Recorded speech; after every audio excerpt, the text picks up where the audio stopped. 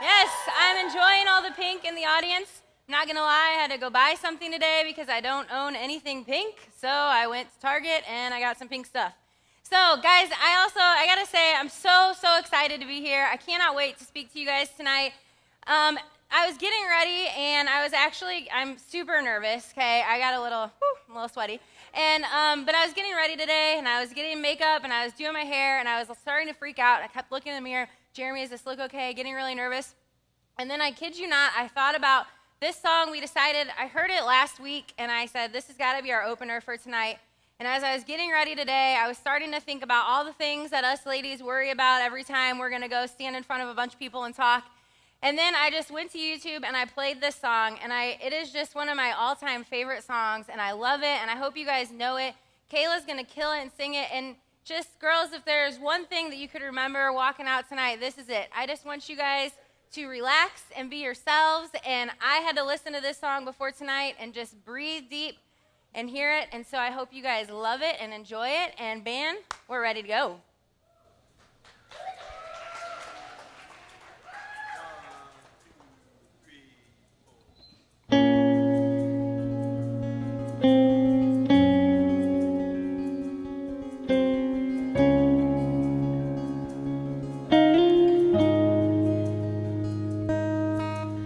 Put your makeup on, get your nails done, curl your hair, run the extra mile, keep it slim so they like you. Do they like you? Get your sexy on, don't be shy, girl, take it off. This is what you want to belong, so they like you. Do they like you? But you don't have to try so hard. You don't have to give it all away. You just have to get up, get up, get up, get up. You don't have to change a single thing. You don't have to try. You don't have to try. You don't have to try. You don't have to try. You don't have to try.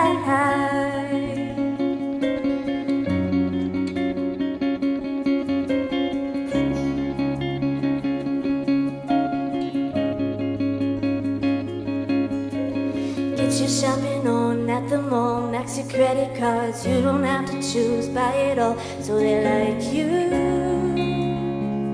Do they like you? But wait a second, why should you care what they think of you when you're all alone by yourself? Do you like you? Do you like you? 'Cause you don't have to try so hard. You don't have to give it all away. You just have to get up, get up, get up, get up. You don't have to change a single thing. You don't have to try so hard. You don't have to bend until you break. You just have to get up, get up, get up, get up. You don't have to change a single thing. You don't have to try. You don't have to try. You don't have to try. You don't have to try. You don't have to try. You don't have to try. You don't have to try. You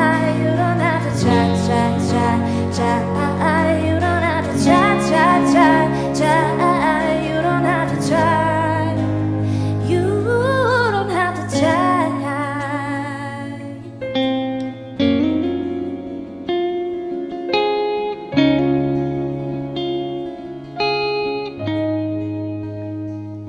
You don't have to try so hard.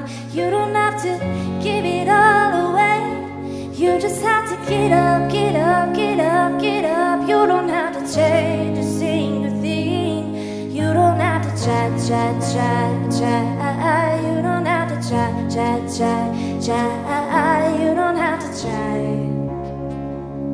You don't have to try. Take your makeup off, let your hair down, take a breath, look into the mirror at yourself. Don't you like you? 'Cause I like you.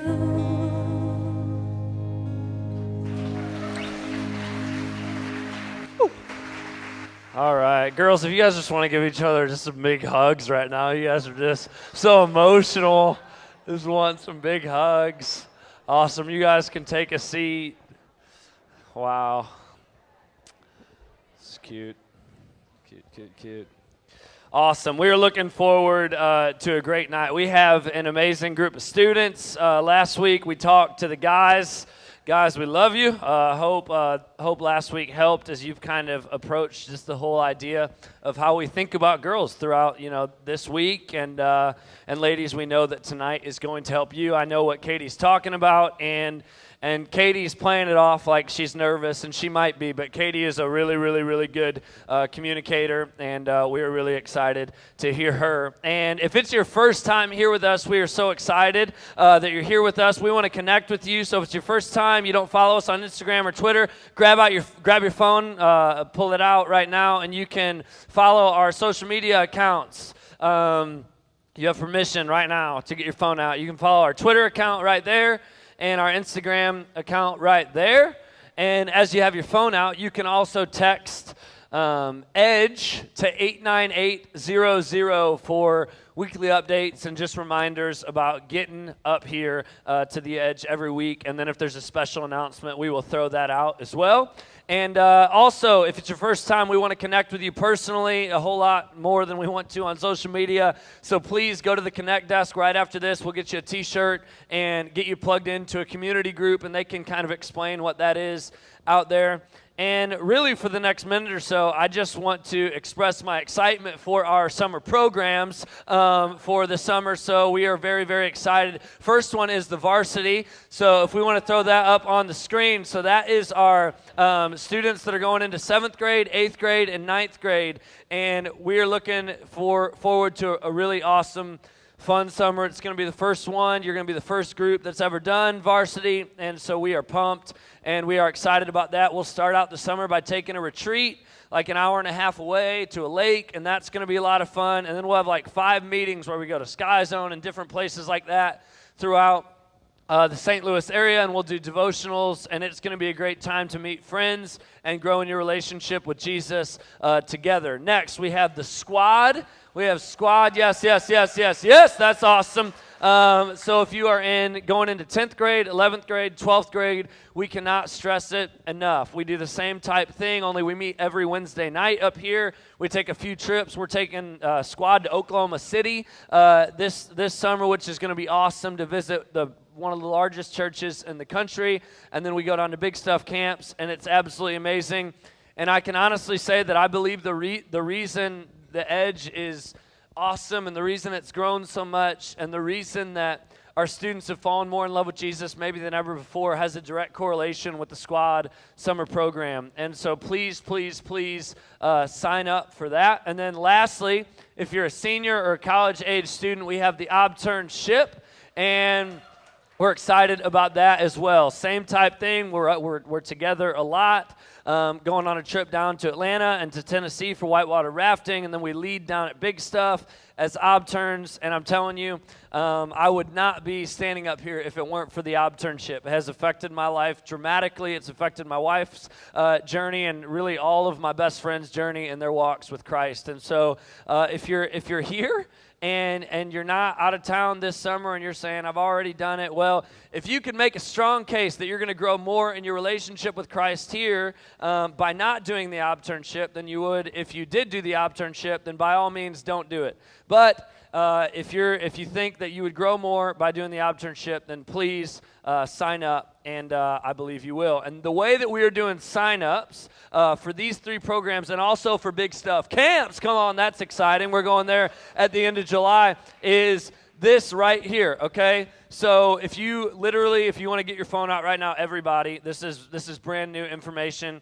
And the way you sign up here is oakbridgeccSummerprograms.com, okay? So oakbridgeccSummerprograms.com. It has all of the information for every one of our summer programs, and it has the application forms and the registration forms and how to pay and all of that. So everything is going to be done online this year, okay? So even for Big Stuff, we aren't going to do any paperwork. So the way that everybody needs to sign up is through this right here, and we are super, super pumped about it. And for the next, I'd say 2 minutes, I just want to give you guys a moment to relax. Maybe you've been running around and the weather's awesome out, right? It's great. And so maybe you've been outside and you've been playing, you've been having fun with friends, maybe you've been playing video games, texting people, doing all that. And I think it's easy to come in here and kind of lose track and lose sight of why we're here. And so I just want you guys to take a moment to close your eyes and just pray and ask that God would meet with you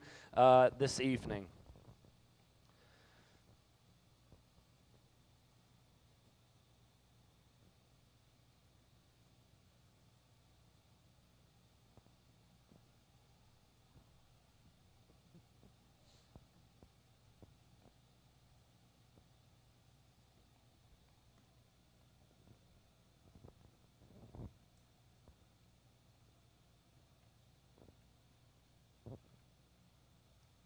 Father, there's so many people in this room right now. There's so many different types of people in this room with different interests and with different things that we devote ourselves to. And God, I know that maybe some of us right now are focused on a boyfriend or a girlfriend, and they're on the top of our mind. Maybe it's a sports game, and maybe districts that are coming up, or maybe it's friendships that are sideways. Maybe it's the hot gossip that's going around, and maybe just a lot of things that are going on in our minds, some good and some bad, but none more worthy of our affection and our attention and our devotion than your son, Jesus. And so, God, I just pray that right now you can tear down any walls that are keeping us from focusing on him tonight. And I pray that he can be the center of our affection and our attention as we worship and as we pay attention and as we do our best to obtain some information that can turn into some application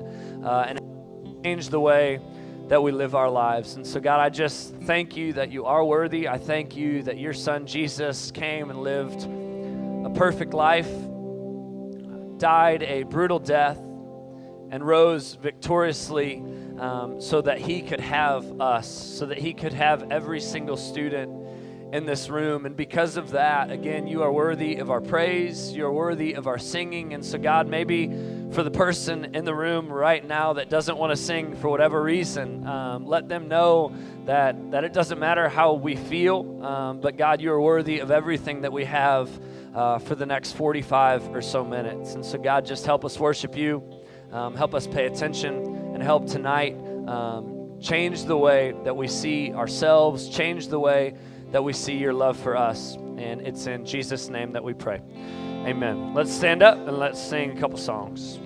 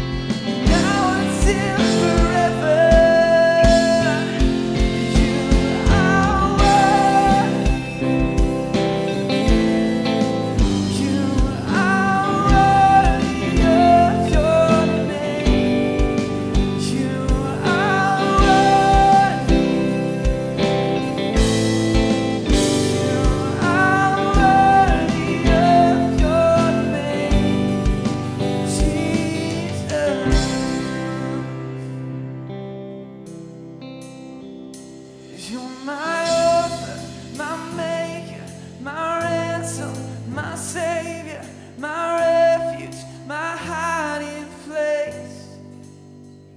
You're my helper, my healer, my blessing, redeemer, my answer, my saving grace. Come on, sing it out.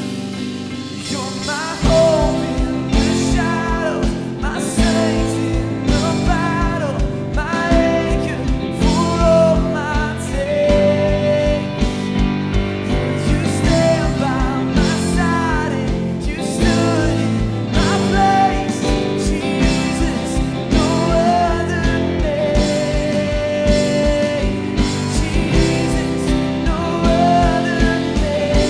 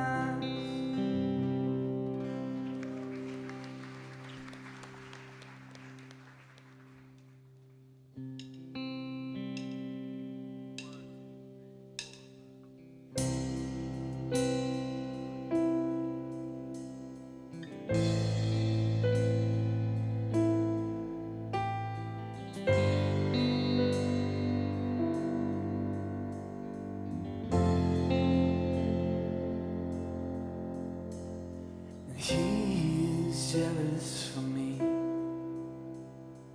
Love's like a hurricane. I am a tree bending beneath the weight of his wind and mercy.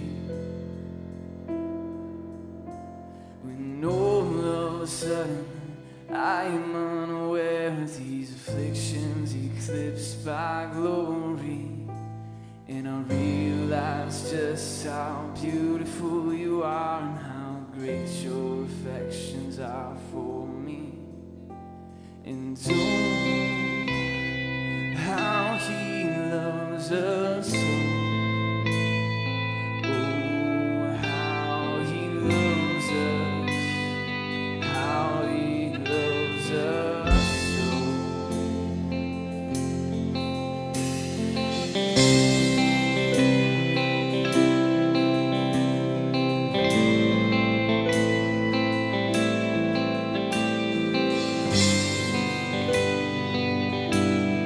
Sing that again. He's jealous.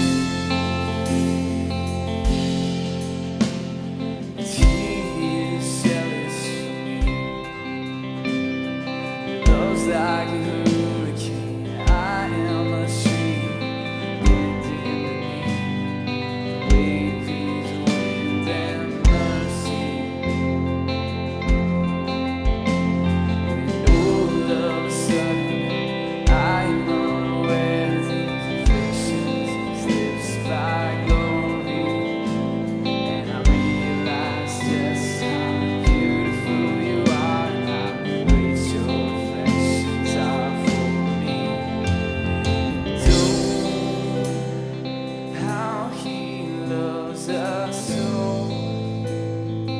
Oh, how he loves us, how he loves us so.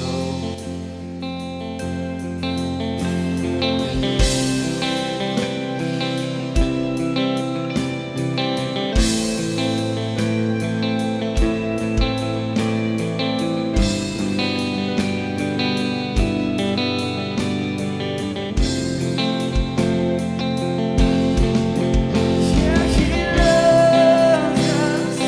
Oh, how he loves us. Oh, how he loves us. Oh, how he loves us. Yeah, he loves us. Oh, how he loves us. Oh, how he loves us. Oh, how he loves. And we are his portion. He is our prize. Torn to redemption by the grace in his eyes. If grace is an ocean, we're all sinking. Stepping inside like a sloppy wet kiss, and my heart's inspiring inside of my chest. I don't have time to continue to grasp me. I think about the way he loves us. Oh, how he loves us. Oh, how he loves us. Oh, how he loves. Yeah, he loves us. Oh, how he loves us. Oh, how he loves us. Oh, how he loves.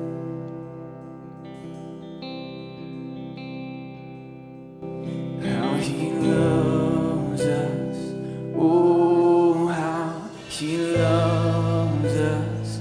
Oh, how he loves us. Oh, how he loves. Sing that one more time. Yeah, he loves us. Oh, how he loves us. Oh, how he loves us. Oh, how he loves us so.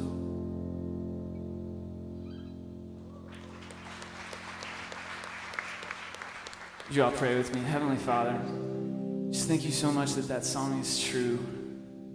That it would take our whole lives to grasp how much you love each and every one of us. That picture of your grace, Father, and we just thank you so much for that. I pray that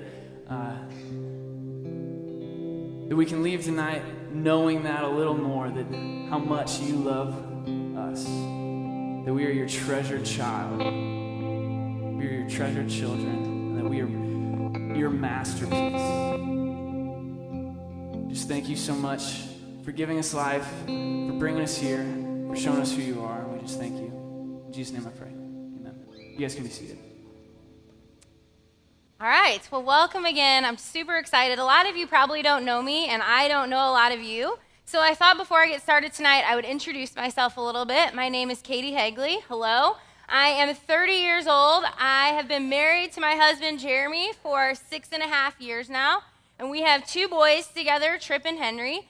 And what you might not know is that Jeremy and I actually started dating when we were in high school. I met him my junior year. I was in my music appreciation class, And I used to play the piano, so I knew how to read music. So during class, I would do all of his classwork for him, and he would go down to the gym with a friend and play ping pong the entire block. And it was super awesome start. And we didn't start dating then, so maybe that should have been a warning, but luckily I still gave him a chance that summer.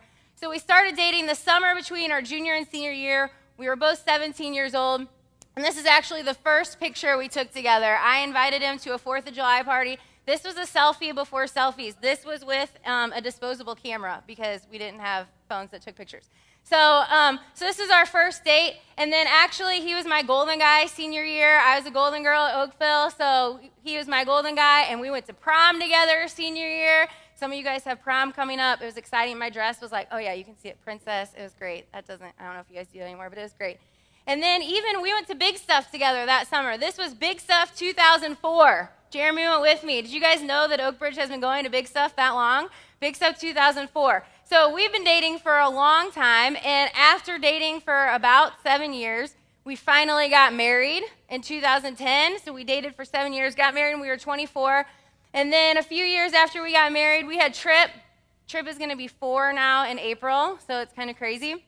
And then, so this next picture, parents, this is for you. And ladies, I know that I'm talking to you tonight, and I feel like maybe if nothing else gets said, I'm kind of expected to like talk about sex. And so this might be the best birth control I can ever offer anyone in your entire life. This is me about a week before I had my second son, Henry. Yes, do you guys see this? Oh yeah, look, they're like this. It's not pretty, guys. It's not pretty. Okay, I'll spare you. This is Henry. He turned out okay, right? So yes, that's Henry. He's 2. He just turned 2 in January. Just keep that picture in the back of your head as a visual reminder for later. Guys, it's fun, okay? I promise. Good times. So this is Henry. Life is moving by fast. I started when I was in college leading a high school small group, and now several of them are your guys' leaders here on Sunday nights, which is amazing. I became a teacher. I taught 4th and 5th grade. And so after I graduated college, I kind of started moving over into Detour, and I served on a Detour for a while with the 5th and 6th graders. And then this past year, I took on a new challenge, and I moved down to the Oak Bridge Kids area. So on Sunday mornings, I'm down with our preschoolers and elementary school kids a lot. On Sunday nights, I'm not up here all the time. I'm always watching from home. So I love getting to be a part of the Edge. I love the Edge. I love middle schoolers and high schoolers, and I'm just so pumped to talk to you guys tonight.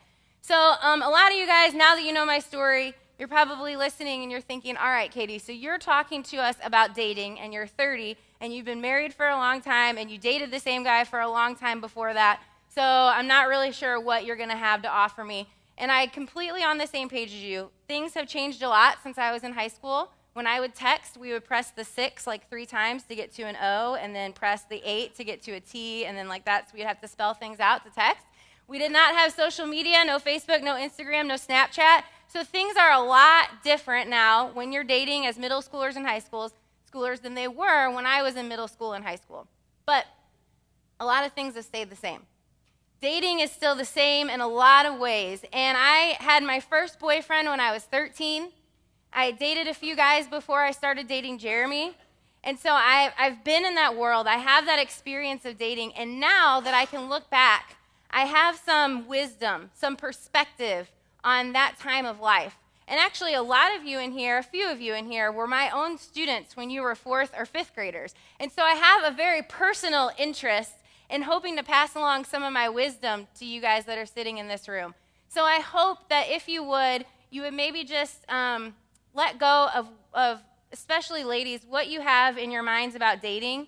And I hope that you would just give me a chance and that you would trust me with some wisdom that I've gained, because I was not a very good dater when I was in high school. And so my hope would be that you guys could maybe learn from my mistakes and learn some wisdom that I've learned over the years. So I think in this room there are a few groups of daters. Some of you could care less about dating in here right now, and you guys are like, I don't care. I don't care if I text girls or guys. I don't want to be dating girls or guys. I am not in that scene at all yet. Some of you would like to date, but you're a little too nervous to date. So you're nervous to actually text that person or go out on that first date, and so you want to be there. You're just not quite there yet. It's a little nerve-wracking. I hear you. I feel you on that one. Some of you in this room are serial daters, okay? And that was me, and you guys know what I'm talking about. You get a boyfriend, you get him for a couple of months, you break up, like a week later you have another boyfriend, okay? You're a serial dater. Some of you are the married couple in your group, yes? And everyone knows who that person is if you're friends with them. They've been dating for like an extremely long time for middle school or high school, and they are the married couple in your groups of friends. And then some of you might actually be good daters. So you have a boyfriend or a girlfriend, you don't get like super clingy, and you maybe have a boyfriend for a while, you're not a serial dater, and you might be good daters, and that's awesome, okay? But no matter which group of daters you find yourself in tonight, I want to give you guys a little number, okay?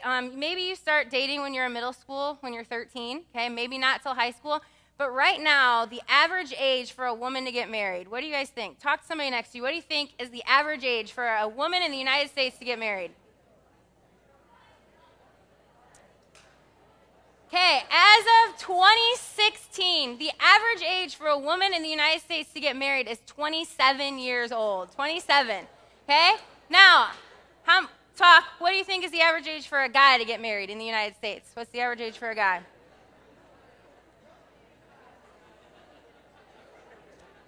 How many of you think it's older than 27? How many of you think younger than 27? Anybody? Okay. The average age for a guy as of 2016 is 29. Okay? Average age is 29 for a guy to get married. So whether you start dating in middle school, in high school, or even in college, if you're going off the average age for a guy and a girl to get married, you're going to spend a significant part of your life dating someone. I would imagine that most of you in here want to get married at some time in your life, whether it's before or after the age of 27. And in order to do that, you're probably going to have to date someone unless you're going to trust your parents to arrange a marriage for you, which I'm guessing you are not, right? Yes, okay. I would like to arrange a marriage for my kids, but it's okay. I don't think that's going to happen. So you guys are going to end up dating at some point in your life. So even if you're in that group of people that says, I am not interested in dating whatsoever, listen to what we're going to say tonight. Keep it in your back pocket for a few years from now or a few months from now when you do start dating someone, because you're going to, at some point, if you want to get married at some time in your life. Our main principle for tonight can apply to dating, certainly, but it can apply to a lot of other areas of our lives. And we're going to talk about some of those areas tonight, even though we're going to focus on dating. And here's our main, what we want to take away tonight. Don't be defined by your distractions, but be guided by your guardrails. Don't be defined by your distractions, but be guided by your guardrails. Turn to somebody next to you and say, you get distracted really easily. Some of you are like, I know, right? I get distracted really easily. Okay, so when I like to play sometimes some driving games, and even though I'm awful at them, like awful at driving video games. And back in the day, this video game came out that changed driving video games. And this video game was called Mario Kart. Has anyone ever played Mario Kart? Awesome. Okay, so Mario Kart changed driving video games because now you're not just driving. I mean, I had a hard enough time just like playing the ones at the arcade where like you have to just stay on the road. But now you've got Mario Kart, you're driving against these other people, and then you've got like bananas that are disappearing out of nowhere, and you've got these fake boxes that you can run into, and turtle shells that are just like sneaking up behind you, right? And you're falling off the edge of the road, and the little guy's having to wheel you back in. If you don't know what I'm talking about, watch this video really quick on screen.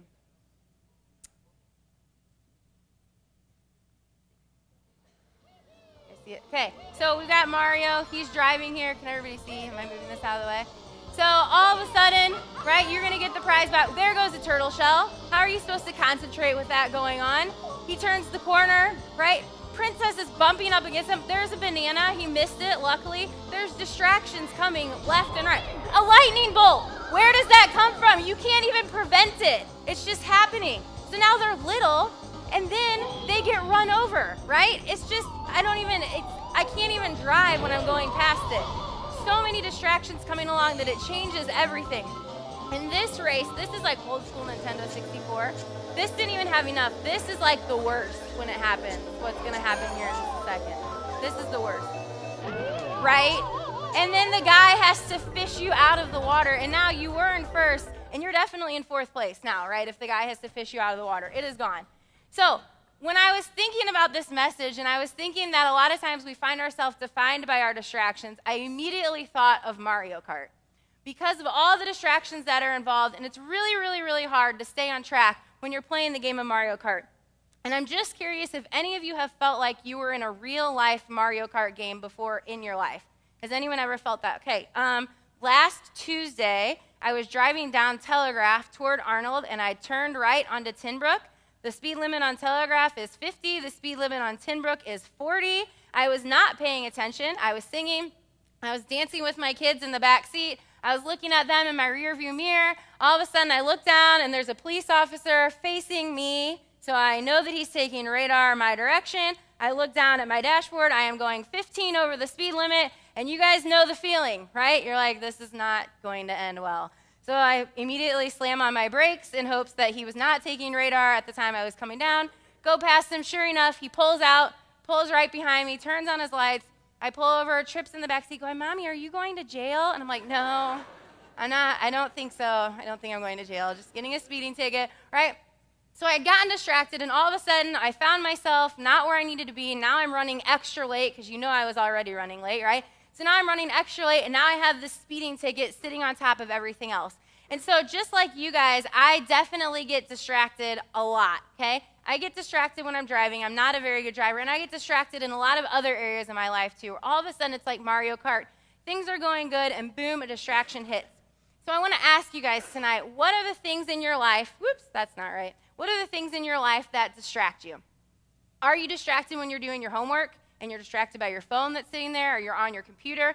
Why is it always that when you have like the biggest tests to study for, you just cannot focus even a little bit and every ounce of distraction comes your way? Is anybody else with me on that? Like you have to focus and you just can't, right? So distractions are with us all the time. And what's really crazy is that I think God knows us well enough to know that we get distracted really, really easily. And so in 1 Peter, this is what Peter says. He says, stay alert. Watch out for your great enemy, the devil. He prowls around like a roaring lion looking for someone to devour. And in the Message version, which is kind of a paraphrase of the Bible, it says, keep a cool head. Stay alert. The devil is poised to pounce and would like nothing better than to catch you napping. Keep your guard up. So it sounded like Peter also knew that we very, very easily get distracted in life. That's why he gives us this warning. Stay alert. Keep your head up. Because a lot of times we find ourselves being distracted, and what happens then? He says the devil is like a lion, and he's just waiting for us to look down, get distracted so that he can pounce when we're least expecting it. When I started dating in 7th grade, I was very nervous, okay? I started getting involved with this new group of friends that kind of became an immediate distraction for me. I liked getting attention. I liked fitting in with that group of people. And so I immediately started doing pretty much whatever it took to be part of that group, which was a huge distraction. And then I had a crush, so I wrote him a note, and I passed it to him during passing time, right? And he wrote me a note back during the next passing time, and within a few days, he was my boyfriend. And by that weekend, we were going to Ronnie's movie theater on the Saturday night to see a movie, okay? And I didn't see these distractions coming. I didn't know they were little distractions. We went to the movie theater. Of course, we sat in the back row. Of course, it's dark. And before I knew it, we were making out and not watching the movie. And I can remember vividly feeling like I was in Mario Kart and had just run off the side of the road and someone was having to fish me back in. And you're like, Katie, it's not a big deal. You're just making out. But I was in 7th grade. This was my first boyfriend ever. I did not see it coming, and it was a really big deal at the time, okay? I was taken back by it. I was taken by surprise. I felt like I had to hide it from my friends or from my parents. It was kind of a shock. And the thing was that I didn't see these distractions coming. I didn't realize that I was being defined by these distractions in my life, and that I was kind of starting to do whatever it might take to appease these distractions, to fit in with these distractions. So what are your guys' distractions? Is it fitting in with a group of friends? Is it a guy or a girl that you might be dating or talking to? Is it anxiety or worry or depression that keeps you distracted and kind of starts to define you? Guys, like what Josh talked about last week, is it porn? That's a huge distraction in your life, and it's just starting to define who you're becoming. Is it hooking up? Is it being the life of the party? Another distraction as I got into middle school kind of was I became the rebel. I was the preacher's daughter at the time. My dad was a youth pastor, and so everybody knew that Katie was the preacher's daughter, and so I kind of enjoyed being the rebel at the party. And everyone got really excited when Katie would do something because it's the church girl, it's the preacher's daughter. And I liked being that life of the party, and I liked having that rebel name put on my back and saying that I was going to go against the grain of what my family was or what was going on at church. So hopefully right now, you're thinking of something that might be distracting you and starting to define you in your life. And so we have to ask ourselves, what are we going to do when these distractions come? Because they're everywhere. When you guys go to college, you're going to have different distractions than you have now in high school. When you move from middle school to high school next year, you're going to have different distractions than you have now. When you move from college to a career, you're going to have different distractions then. So what do we do when distractions come our way in life? Let's go back to driving. When you're driving down a road and it's extremely curvy, or it's high, or you're on a bridge, or it's a place where if you just went off the side of the road a little bit, you could be in a lot of danger and you could cause yourself a lot of pain and a lot of harm. What do we do on the side of the road? What do they put up? Guardrails. They put up guardrails on the side of the road, and that way when you bounce into the guardrail, it keeps you from going off the edge completely. It keeps you from falling into the river that's beneath the bridge. It keeps you from plowing into the tree that's around the curve. So in our lives, we have to think about what guardrails we're going to set up. And we have to set up these guardrails to help guide us through our distractions, through whatever it is that we might be facing.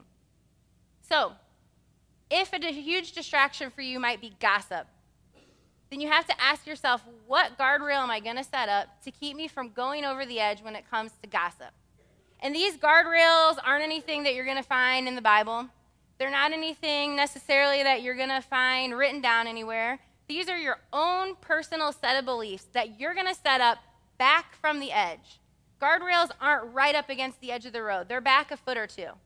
And so you have to ask yourself, what am I going to put in place so that I don't step over that ledge? So if gossip for you is a huge distraction, then maybe a guardrail that you're going to set in your life is you're never going to start a conversation with, hey, don't tell anybody this, but, okay? Or when someone starts to gossip, you're just not going to engage in the conversation. You're not going to add fuel to that fire. If a huge distraction for you is worry or anxiety, what guardrails are you going to set up in your life to keep you from going over that ledge and letting that distraction completely define who you are? A few years ago, I struggled with anxiety really, really bad, and I wasn't sure how to keep going every day so that I wouldn't fall over the ledge and that wouldn't be who I became. So a guardrail I put in my life was I wasn't going to watch the news anymore. The news, for whatever reason, freaked me out. I heard about things that were out of my control, and I hated it, so I stopped watching the news. I didn't watch it in the morning. I didn't watch it at night. I tried not to get on Facebook a lot to see it in my news feed. That was a guardrail that I put in my life. Some of you, if you're struggling with anxiety and stress, a guardrail that you need to put up is you're just going to say no. When someone asks you to join a new thing or get involved in something different, unless it's one of our summer programs, then you just have to say no. If it's one of those, that's okay. It won't add more stress to your life. Some of you, guys, we talked about last week, if you're struggling with porn and you're starting to be defined by that distraction and you know one more step and you're over the edge and you're not sure if you're going to get back on the path where you wanted to go, what guardrails are you going to set up for yourself so that you don't take that next step? Maybe it's that you're not going to bring your phone into your room by yourself anymore. And you're like, man, Katie, that sounds a little extreme. Yep. Guardrails are a little extreme. They're back from the edge. Maybe it's that you're going to subscribe to a service that monitors what websites you're going to so that you can't go to those websites anymore. That's a guardrail you're going to put in your life. Maybe you're going to tell your small group leader, tell your parents, tell your best friend that you're struggling with that. And then when you struggle, you're going to text them, and that's a guardrail that you're going to put up in your life. Ladies, when you're dating, what guardrails are you going to put in your life? Because if you don't put guardrails, you're going to become like me in the back of that movie theater, and before you know it, you're going to be over the ledge, and you're going to start to be defined by something that you don't want to define you. If we don't put up guardrails in our lives, then soon those things take over, and we take a step too far, and all of a sudden we find ourselves having a really, really, really hard time getting back on the path where we wanted to be. Dating is especially important because as we date people, the pressure to move past our boundaries that we might think we have in our head gets stronger and stronger the older you get, the longer you date. And so what guardrails can we put in place to protect ourselves from getting over the ledge and being defined by something we don't want to be defined by? You guys have a lot of amazing leaders here on Sunday night, and so I asked some of them who I know put guardrails up in their life, what are some of your dating guardrails? And this wasn't all of them. They all didn't do all these things. These were different answers that I got. And this first one was my absolute favorite that I heard from a leader. And this leader said, Katie, one guardrail that I put in my life is my boyfriend and I did not ever horizontally cuddle. Okay? So she's like, I knew if we horizontally cuddled, then that would just be one next step, and boom, we'd be over the ledge. Okay? That was my favorite one. Another one, some people said we couldn't even just intertwine body parts like laying. I couldn't dangle my legs over his, because then that was just a guardrail we had to put in place. We knew if we put that guardrail up, we weren't going to step past it. Other people said not sharing covers, not going in a basement by ourselves, not being in dark rooms by ourselves. We just tried to hang out with groups of friends a lot. Some people said, well, even we hugged, if he would just touch the small of my back, that was a guardrail that we tried to set up, because we knew that would be something, if we had that in place, we wouldn't step over the ledge. Other people said not having heavy makeout sessions. We put that guardrail up. We just weren't going to have heavy makeout sessions because we knew if we set that guardrail, we weren't going to go past it. Other people said texting and Snapchats, not texting and Snapchatting things that we wouldn't want to share with our small groups on Sunday nights, because we knew if we set that guardrail in place, we wouldn't step over that ledge. And some of you guys are like, Katie, you suck right now. You're taking all the fun away from everything that has to do with dating, okay? And what I want to tell you guys is these guardrails make dating more enjoyable, and it makes dating a lot less painful. Because if you're like me in middle school and high school, you're going to have a lot of relationships that don't work out. And if you have these guardrails in place, when that relationship doesn't work out, you can walk away from it a lot easier than you can if you don't have guardrails in place.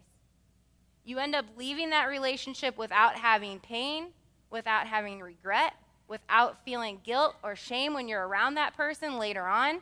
And it's just a lot easier to take a step back and walk away. And that's why all these leaders that I asked that set up guardrails, none of them really regretted it. Not because they ended up marrying the person that they were dating and they set up guardrails with, but because a lot of times they broke up with the person that they were dating and they set guardrails with. And it made their breakups way easier. When they would look at their friends' breakups, the things that they had to deal with just weren't happening in their own lives. And I can really tell you from experience that it's awful when you don't set up guardrails with someone that you're dating and you end up marrying that person. And you guys are like, what? But Jeremy and I didn't set up guardrails when we were dating, and it really sucks to have to regret things that happened when you were dating, even though that's the person that you married. Okay, I don't really feel awesome about telling my kids our whole dating story or telling my small group our whole dating story. And it really stinks to have regrets with someone that you end up spending the rest of your life with. It's really cool to marry someone and have set those guardrails and not have any regrets about anything that went on in your dating life together. Guardrails make relationships a lot less dramatic and a lot cleaner. And girls, I know, because I'm a girl and I know how we think, you guys want these guardrails because when you're dating someone and you have guardrails set up, guess who shines? You shine. Guys get to know you. They get to know your personality. They get to know what you enjoy. They get to become your friend. You actually get to date, and it removes this pressure that we all feel to take the next step physically, no matter what. We always have that pressure in our relationship, and if we set those guardrails from the beginning, that pressure goes away, and we can actually enjoy dating someone, okay? So some of you guys are like, well, Katie, that's nice, but I've already crossed that guardrail. I've already gone over the ledge and had to be fished back a few times, and I hear you, okay? And what's really cool is that God made us, and even though we don't think about it a lot, God made sex. And he designed sex a really, really, really specific way, and he designed it as an adhesive and a bonding agent, a lot like this tape that says it's long-lasting tape. It's pretty sticky tape, and this is exactly how God designed sex to be. He designed it to be between two people that it was never going to be removed. This is not tape that you want to put on a wall with paint, because it's going to pull your paint off, okay? So, when we apply it, it's supposed to stick forever. It's supposed to be something that's really, really bonded, and God gave it that quality to bond us together with someone to get us through life. So, when we pull it off, it's painful. It leaves a mark. It leaves pain in our lives because it's meant to bond people forever. And when we pull it off and it's not forever, it's really, really painful. And so sometimes, guys, we stick it back on. And then we pull it off again. And then we stick it back on. And we pull it off again. And the more I do that, what's happening to this tape? It's becoming less and less adhesive, right? It's losing its bonding power. And when we do that over and over again with different partners in our lives, sex loses the intimacy. It loses the power that God designed for it to have. So if you've already applied tape once, don't keep doing it. Don't keep ripping it off. Don't keep causing yourself pain. Don't keep leaving that mark on your arm. Don't keep losing the adherence that God meant for it to have. It's supposed to be a bonding agent between two people, and the more we use it, the less that happens, okay? So guys, if any of you are sitting here tonight and you're thinking, I don't know if I can set up guardrails, I just want to encourage you that you can. If you've never started dating before, then this is the perfect time to set them up. Figure out what they're going to be. When you have your first boyfriend, what are you going to tell them is the guardrail in your life? If you've already started dating someone and you've broken up and you're going to have a new boyfriend next, what are you going to tell them is the guardrail in your life? What are you going to put up? When you enter that new relationship, what's the first thing that you're going to tell your boyfriend? This is what's in place, and I'm not going to go past this guardrail. Some of you guys are already dating someone. You're in the midst of a relationship, and you didn't set up guardrails, and now you're over the edge where you wanted to be, and you've got to reel it back in. And here's what I want to tell you, is that if the guy that you're dating is worth his weight as a man, if he is worth you, then he will step back behind those guardrails with you, and you guys can struggle together. It is not going to be easy. It is going to be a struggle. But ultimately, you guys have to determine what you want your story to be. You get to write the rest of it. From middle school, high school, on to college, you get to write whatever your story is going to be. And you can write the story of, I went to the edge one night, and I heard this lady talk, and she was like, all right. And she told us to set up guardrails, and I decided that I wasn't going to do it because it was going to be too much work, and it was going to be too much of a struggle. And so later on in life, I ended up having this pain. I ended up having some regret and some shame around people I wish I didn't feel shame around. And I have to carry this with me into college and into my marriage and wherever else it might be. Or you can change your story tonight. And you can say, at the edge, February 19th, I decided to put some guardrails up in my life. And I knew it was going to be hard, and I knew that I was going to struggle, but man, was it worth it. Because now I can look at certain people that I may not have been able to look at in the eye and not feel any guilt about it. I can move on with my life, and in college, I can look back and I can say I was proud of how I finished high school. I was proud of how I dated while I was there. It's your choice to determine what you want your story to be. And guys, some of you may be like me, and you're like, Katie, I have messed it up. I know the pain that you felt when you ripped that tape off your arm, okay? And I feel you. And I just want you guys to know that when we sing songs about grace and about God's love and mercy, those songs are just so meaningful to me because I know God's grace and I know his love, and we cannot screw it up enough for him to stop loving us and for him to stop giving us grace. So no matter where you're at, and if you feel bad about where you are and you say, I can't go back, you can. Okay? I am proof of that story. I am proof that God redeems our stories in ways that we can never, ever imagine. And so if you guys are in here and feeling bad about yourselves or where you've been, I just want you to know that I'm on your side and that God's on your side. And this last song that we're going to sing tonight sums it up perfectly, of just that even when we didn't deserve it, God gives us the ultimate grace. He is the ultimate saver, and he is the person that we can put our entire trust in. So guys, I hope that after tonight, you don't stay defined by your distractions and that you start guiding yourself by guardrails in your life, wherever that might be. I'm going to pray for us. God, I just thank you so much for this opportunity to speak here tonight.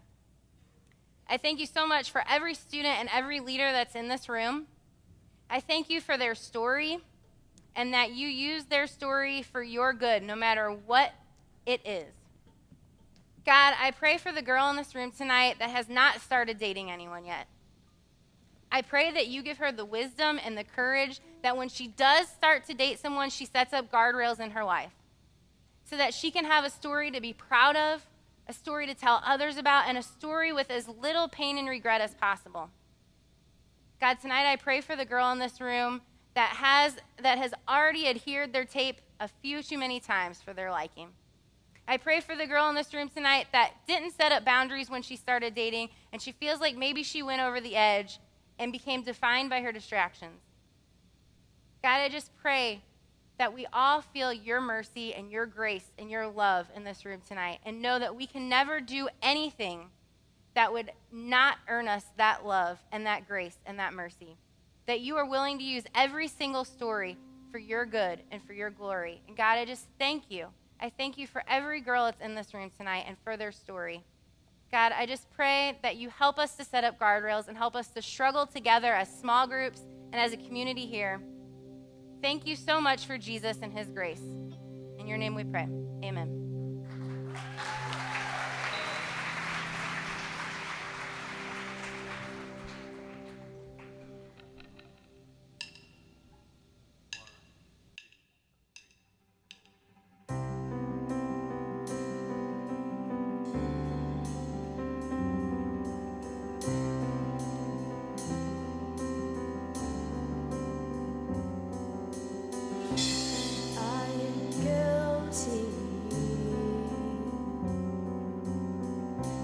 Ashamed of what I've done, what I've become. These hands are dirty. I dare not lift them up to the Holy One.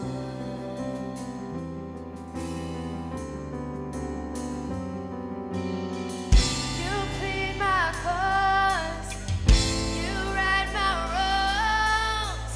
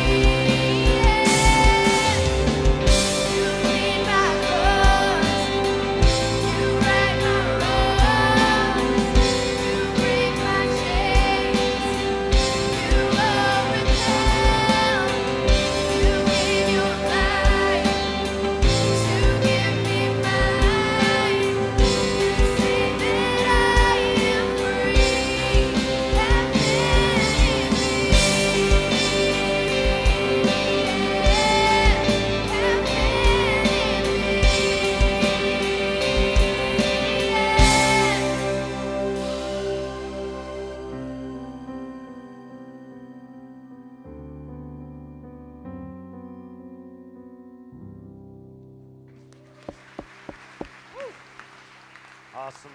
Amazing song, amazing night. I know you guys have already done it, but can we give Katie Hagley one more round of applause? Woo! Yeet! Yeet! Nervous. She was nervous. Yeah, I'm so sure you were nervous. It really seemed like it. That was really, really awesome. It's been a challenging couple weeks. It really has. Last week with the topic of porn and hooking up and just the way that guys view girls and that type of thing. And then it goes a step further and talking about guardrails and saying if you don't want to do those things, then you got to focus on some other things. And I'm just thinking about the person in the room right now, the high school dude who says, I don't want to do that. I don't want to do what you're talking about up here. I'm thinking about the girl in the room right now that says, great talk, great presentation. The issue is I have no desire to set up guardrails at this point in my life. I'm a high school student, and here's my thing. Here's my challenge is just please keep coming. Please keep coming. Please seek Jesus. Try and figure out who he is, how good he is, how loving he is, and I believe that as he continues to reveal himself to you, that desire will come with it. And so that's really the hope, and that's the goal. And if you don't want to miss, that is next week. We're going to have a forum with our leaders, and we're going to have 2 girls, 2 guys up here, and we're going to ask some real, raw questions about sex and dating and God and all of that. And so please, please, please, invite your friends, get them up here. It is going to be a lot of fun, and we hope you guys have an amazing group. Have a good evening. Real quick, 7th grade guys, your leaders are actually out of town, so I am going to be your leader tonight. So stay on in here. All right.